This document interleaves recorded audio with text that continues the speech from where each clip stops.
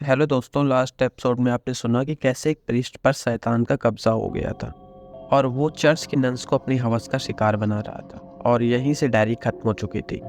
मनीषा एक अनजानी भाषा में कुछ बोल रही थी जिसका मतलब था शैतान को फिर से जगाओ, और इतना बोलकर वो बेहोश हो गई थी। अगर आपने इस कहानी का पिछला एपिसोड नहीं सुना तो ऊपर आई बटन पर दिख रही वीडियो पर क्लिक करें और सुने इस कहानी का पिछला एपिसोड। अब सुनते हैं आगे। मनीषा, मनीषा, मनीषा। आकाश ने पूरी ताकत से उसे झकझोरा। हाँ हाँ, मैं सब ठीक तो है ना आकाश, क्या हुआ? कहकर मनीषा घबरा कर आकाश के गले लग गई। हाँ हाँ, सब ठीक है। सब ठीक ही रहे तो अच्छा है। आकाश आखिरी के कुछ शब्द मन में दबा सा गया। रात हो रही है, कुछ खाने को ले आता हूँ। नहीं, काफ़ी खाना रखा है अभी मेरे घर में, और मेरे सर में कुछ दर्द सा भी है। तुम खा लो, मैं थोड़ी देर बाहर वॉक करना चाह रही हूँ। मनीषा आकाश के कंधे का सहारा लेकर उठी और बाहर की तरफ निकल गई। आकाश ने थोड़ा बहुत कुछ खाया और बाहर टहल रही मनीषा के पास पहुंच गया। आकाश, क्या उस दिन में कुछ हुआ था? पता नहीं क्यों मुझे कुछ भी याद नहीं आ रहा है। मनीषा की आवाज़ में डर की मिलावट साफ महसूस कर पा रहा था। आकाश, हम कल सुबह फादर डेविस के पास चलेंगे। आकाश ने हाथ पकड़कर यकीन सा दिलाया मनीषा को। देर रात यूं ही टहलने के बाद दोनों कुछ देर भीतर बैठे बात करते रहे, फिर सो गए। अगली सुबह ही फादर डेविस के यहाँ जाने का पूरा प्रोग्राम तय हो चुका था। आकाश और मनीषा घर से निकलने ही वाले थे कि मनीषा का पाँव दहलीज पर यूं मुड़ा कि खड़े होने तक की गुंजाइश नहीं बची। तुम चले जाओ आकाश, जितनी जल्दी सारी चीज़ें श्यामा आंटी को सौंप पाओगी हम इस कुएं से बाहर निकल जाएंगे। बस छोटी सी मोच है, मैं आराम करती हूँ, 2 घंटे में तुम लौट ही आओगे। मनीषा की बात भी सही थी। आकाश ने ज़रूरत की सारी चीज़ें मनीषा के बगल में रखी और श्यामा आंटी के घर के लिए निकल गया। बहुत लंबा वक्त बीत चुका था मनीषा को अकेले रहे हुए। पिछले लंबे वक्त से आकाश हर समय साई की तरह उसके आसपास था। हालांकि ये वो घर नहीं था जहां सब कुछ घटा, पर अकेलापन उसे फिर से उसी जोन में ले जाने लगा था। वह दर्द, वह डर, वो कहर जो उस पर हफ्तों गिरा, उसे वह दोबारा आस पास भी नहीं आने देना चाहती थी। अपनी बंद आंखें एक पल के लिए जैसे ही मनीषा ने खोली, उसे एक तांबई रंग का साया क्षण भर के लिए दिखा, फिर गायब हो गया। मनीषा इस साय को देखने को लेकर विश्वास तो नहीं था, पर फिर भी डर की जो लकीर उसकी रीढ़ में खिंच गई थी, उसे मिटाने के लिए उसने अपनी माँ को फ़ोन लगा दिया। आकाश कुछ ही वक्त में श्यामा आंटी के घर पहुंच चुका था। फादर डेविस को भी वहीं बुला लिया था उसने। आंटी, ये डायरी काफ़ी कुछ कहती है, पर फिर भी सिर्फ वही सब जो हमें मालूम था। आपके पिता ने 2 बार काउंसिल को लेटर लिखे जिनका जवाब नहीं दिया गया, और जिस अफरा तफरी से इस मामले को दबाया गया वो ये बताता है कि बहुत बड़ी बात दफनाई गई है इस मामले में। आकाश ने डायरी आगे बढ़ाते हुए कहा। क्या लगता है तुमको, ये कौन सी बातें हैं? श्यामा ने सवाल किया। इस बक्से में देखिए 2 तरह की किताबें, इंग्लिश किताब जो ईसाई धर्म के बारे में और फ्रेंच किताबें जो एल्विस ने लिखी। हैंड राइटिंग तो यही बोलती है, पर उनमें लिखा क्या है ये नहीं मालूम पड़ रहा है। आकाश ने दलील दी। इसका मतलब सबसे पहले हमें ये जानना होगा कि लिखा क्या है एल्विस ने, डेविस ने कहा। एग्जैक्टली, आकाश ने जवाब दिया। पर यहाँ हमें कौन मिलेगा जो फ्रेंच समझता हो? श्यामा आंटी ने व्यवस्था जाहिर करते हुए कहा। आंटी, ये फ़ोन ना बड़े कमाल की चीज़ होती है। गूगल लेंस नाम का एक सॉफ्टवेयर होता है, उससे स्कैन करके सब कुछ ट्रांसलेट किया जा सकता है। आकाश ने अपना मोबाइल हाथ में लेते हुए कहा। टेक्नोलॉजी ने दुनिया वाकई बहुत छोटी कर दी है, डेविस ने अपना एक्सपर्ट कमेंट दिया। कुछ देर की बातों के बाद आकाश ने डेविस और श्यामा से विदा ले ली। रास्ते भर आकाश को मनीषा की चिंता हो रही थी। जितनी जल्दी हो सका वह घर पहुंचा, पर घर का दरवाज़ा पूरी तरह से खुला हुआ पड़ा था। आकाश तेजी से भागा तो मनीषा घर पर कहीं भी नहीं मौजूद थी। आकाश को बेडरूम से जाती हुई कुछ खून के बूंदे दिखी और वो उनके पीछे जाने लगा। जैसे ही वो वहां पहुंचा, मनीषा को देखकर उसके होश उड़ गए। मनीषा ठीक उसी जगह थी जहां प्रोफेसर ने देह त्याग किया था। उसके बाएं हाथ से खून बह रहा था और एक प्लास्टिक की बोतल में वह बूंद बूंद उसे भर रही थी। मनीषा, आकाश चीखा। मनीषा झटके से मुड़ी और दोनों पैर पर खड़ी होकर किसी मर्दाना सी चाल में आकाश की तरफ बढ़ आई। उसके पैर में आई मोच का कोई भी असर नहीं दिख रहा था अब उसकी चाल में। इससे पहले कि आकाश कुछ भी कह पाता, मनीषा उसके बाहों में निडाल होकर गिर गई। आकाश ने गौर किया कि फादर का दिया क्रॉस मनीषा के गले से गायब था। आकाश ने तुरंत मनीषा को गोद में उठाया और घर की तरफ बढ़ गया। जो कुछ हो रहा था वो सब कुछ समझ रहा था आकाश। मनीषा को बेड पर लिटाकर आकाश ने फादर को कॉल लगाया। फादर, कुछ तो गलत है मनीषा के साथ, आप आ सके तो अच्छा रहेगा। फादर ने भी आकाश की आवाज़ में हड़बड़ी महसूस कर तुरंत ही आने का फैसला कर लिया। आकाश तुम कब आए? मनीषा बदहवास से जागती हुई बोली। तुम ठीक तो हो? आकाश की आवाज़ में चिंता साफ झलक रही थी। हाँ बस वो पैर में हल्का सा दर्द है, मूवमेंट तो होने लगा है अब। मनीषा की बात से साफ जाहिर था कि उसे अभी हाल ही की कोई भी बात याद नहीं थी। कुछ ही वक्त में फादर डेविस भी आ चुके थे। मनीषा को आराम करने को बोलकर आकाश फादर के साथ बाहर ड्राइंग रूम में जाकर बैठ गया था। क्या बात है आकाश, सब ठीक तो है ना? फादर ने चिंता जताई। कुछ तो है फादर जो यहाँ गलत है, आकाश बोला।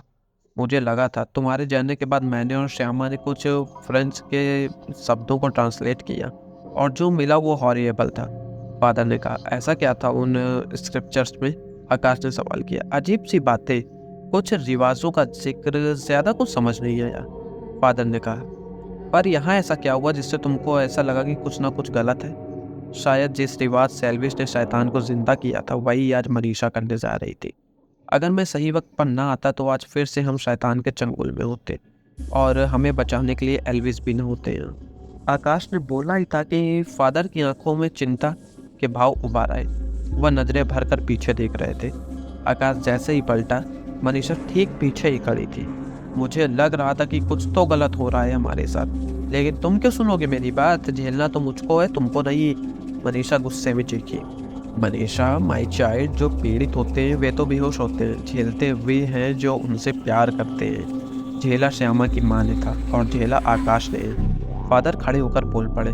मुझे मालूम है तुम घबराई हुई हो, पर हम सब हैं तुम्हारे साथ। फिर से उस मुश्किल में नहीं जाने देंगे तुमको बेटा। फादर ने आगे आकर मनीषा के कंधों को धीरे से झकझोरा। जब तक मैं जिंदा हूँ तुमको कुछ भी नहीं होने दूंगा। प्यार की ताकत के आगे शैतान ना टिका तो इस शैतान के चेले क्या चीज़ हैं? आकाश भी पास आकर खड़ा हो गया था।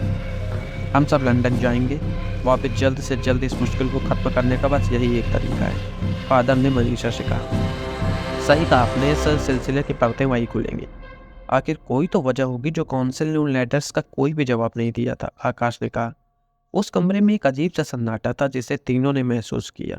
ऐसा लग रहा था जैसे कोई है जो उन तीनों को ही देख रहा है, वो भी बहुत करीब से। सब कुछ वैसे ही होने लगा जैसे एल्विस के वक्त पर था।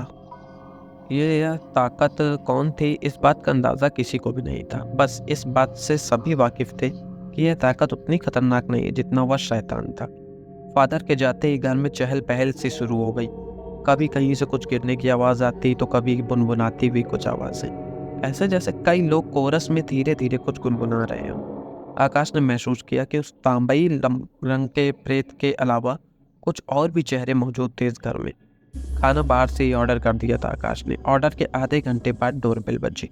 मनीषा ने हल्के लंगड़ाते कदमों से दरवाजे की तरफ दौड़ लगाई ही थी कि जैसे एक गोरी सी 4-5 चोटियों से सिर को सजाए लड़की उसके सामने से बुलेट की रफ्तार से गुजर गई। आकाश! मनीषा जोर से चीखी। आकाश उस तरफ भागा और लड़खड़ाती मनीषा आकाश की बाहों में गिर गई। तभी फिर से बेल बज उठी। मनीषा को सुरक्षित सोफे पर बैठाकर आकाश ने दरवाज़ा खोला। सॉरी भाई, वो बाथरूम में था इसलिए थोड़ी देर हो गई। क्या सर, आप इसे देर बोलते हो? कई बार तो 2 बार घंटी बजाने के बाद भी लोग नहीं आते, पर आप तो पहले घंटे के चंद सेकंड्स के बाद ही आ गए, डिलीवरी बॉय मुस्कुराते हुए बोला। उसकी बात से साफ जाहिर था कि पहली घंटी उसने नहीं बजाई थी। ऐसी शरारतें सामान्य तौर पर कॉलोनी के बच्चे नहीं करते थे। उसने ऑर्डर लिया और किचन की तरफ बढ़ गया। उसके आगे ही बढ़ते ही अलग अलग कोनों में रखे चाकू ऐसे उड़कर आपस में चिपक कर बीच किचन में गिरे कि छन्न छन्न की आवाज़ से पूरा घर गूंज गया। क्या हुआ आकाश?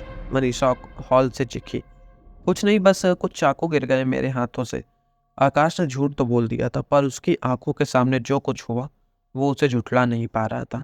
साफ जाहिर था उसे चुनौती दी जा रही थी, डराया जा रहा था ताकि वह मनीषा के आसपास से भाग जाए और इन ताकतों को यह करने का मौका मिले जो उनकी मंशा है।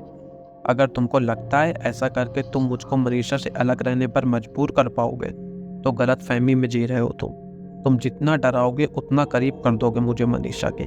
आकाश खाना परोसते हुए धीरे से बुदबुदाया। अचानक उसके कानों में किसी ने धीरे से बोला, नोट्रे पैटून विएंड्रा। आकाश तेजी से पलटा तो धुएं से बनी एक खौफनाक सी आकृति उसके सामने मौजूद थी। आकाश बिना पलके झपकाए कांपते होठों से उसे देख रहा था। उस आकृति ने बड़ा सा मुंह फाड़ा और आकाश की चीख पूरे घर में गूंज गई। तूने पौरांस पासले रेसुसिस्टर। मनीषा भागी भागी वहीं आकाश आकाश आकाश जमीन पर दोनों कदमों पर बैठा अभी भी अजीब सी भाषा में वही चीख रहा था, तूने पौरांस पासले रेसुसिस्टर्स। आकाश आकाश। मनीषा ने आकाश को फिर से एक बार झकझोरा। आकाश बदहवा सा खड़ा हुआ, पर एक नज़र उसने किचन को चारों तरफ घूरा। तुम क्या बोल रहे थे? मनीषा ने सवाल किया। मुझे नहीं पता, बस यूं ही ये अनजाने शब्द मेरे मुंह से फूट पड़े। मुझे तो इन शब्दों का मतलब भी नहीं पता, आकाश ने जवाब दिया। चिंता मत करो, वे बस मुझे डराना चाहते हैं। चाहते हैं? मतलब तुमको भी यही लगता है जो मुझे लगता है? मनीषा गले लगते हुए बोली। हाँ, वो एक से ज़्यादा है, आकाश ने जवाब दिया। कुछ वक्त लगा दोनों को सामान्य होने में। रात का खाना दोनों ने बड़े प्यार से एक दूसरे को खिलाया और बेडरूम की तरफ बढ़ गए। रात भर छोटी मोटी अजीब घटनाएं होती रहीं और आकाश और मनीषा जैसे दुनिया से बेफिक्र होकर एक दूसरे की बाहों में गुम होकर सो गए। अगली सुबह जल्दी ही फादर, श्यामा आंटी और वो फ्रेंच की उन बुक्स के साथ घर पर आ गए थे। आकाश ने रात की घटना फादर को बताई। तुम दोनों के लिए नए क्रॉसेस लेकर आया हूँ, तुम दोनों को एक दूसरे का ध्यान रखना होगा। जी फादर, आकाश अपने हाथ में दोनों क्रॉस लेते हुए बोला। तुम दोनों के पासपोर्ट्स की ज़रूरत पड़ेगी मुझे, हम जल्दी लंदन जाएंगे ताकि इस समस्या का जड़ से खात्मा किया जा सके। जी फादर, मैं अभी लेकर आई। इसी बहाने लंदन तो देखने को मिलेगा, ऑस्ट्रेलिया इन्होंने दिखा दिया और इंग्लैंड हमें हालात दिखा देंगे, कहकर मनीषा ने हंस दिया। मनीषा को इस तरह इन कठिन हालातों में भी मुस्कुराते हुए देखना आकाश को सुकून से भर रहा था। जैसे ही मनीषा भीतर गई, फादर और आकाश उन फ्रेंच किताबों को चारों ओर फैलाकर बैठ गए। एक एक पैराग्राफ वाइज उनकी फ़ोटो क्लिक करते और फिर ट्रांसलेशन को कंप्यूटर पर शिफ्ट कर देते। परत दर परत यह फ्रेंच ग्रंथ बड़ा होता जा रहा था। एल्विस ने हज़ारों पेज लिखे थे और कई पेजों पर अजीब सी तस्वीरें मौजूद थीं।